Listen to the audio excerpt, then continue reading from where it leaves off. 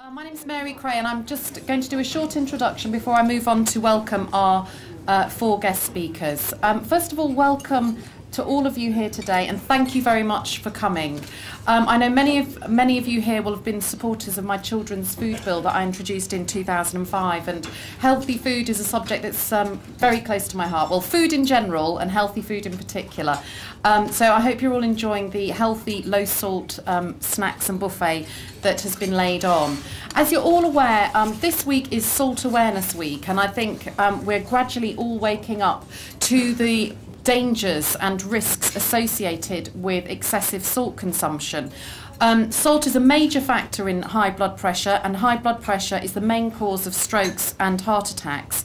And it has other adverse effects such as osteoporosis, asthma, and also there are now beginning to be links with stomach cancer. I introduced the Children's Food Bill last year because of products like this that were on the market. It's my favourite slightly battered tin of Mr. Greedy mini hot dogs in gravy, produced by Ye Olde Oak. And looking on the back and doing the calculation, we worked out that this can contained over 2.5 grams of salt, more than the average recommended daily intake for a 3 to 5 year old that is the target consumer for this type of thing. And within seconds of holding this up at the Labour Party conference a couple of years ago, Mr. Greedy disappeared from it, and the salt part of this food product, if I can call it that, was reduced dramatically, and they also changed the ingredients from mechanically separated turkey to chicken. So small victories along the way, but many responsible food manufacturers are making genuine and significant reductions in the amount of salt that they're using, and I do want to pay tribute here to the work that Cash and other organisations have been doing. But it's also down to us, the consumers, good old-fashioned people power. The market is responding to what we want. We've got four speakers here with us today, and we have, to begin with, Professor Graham McGregor, who's the chairman of Cash, who's going to be talking about the cardiovascular risks associated with salt.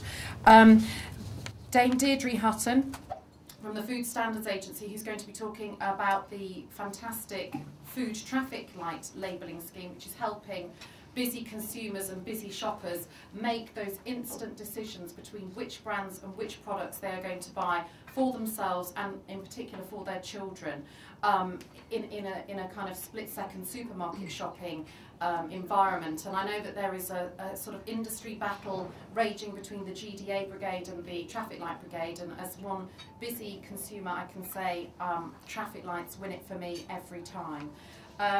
So I'd like to just very quickly also say that we will be having the Public Health Minister, Caroline Flint, with us. She's not here, so we may box and cox the order a little bit.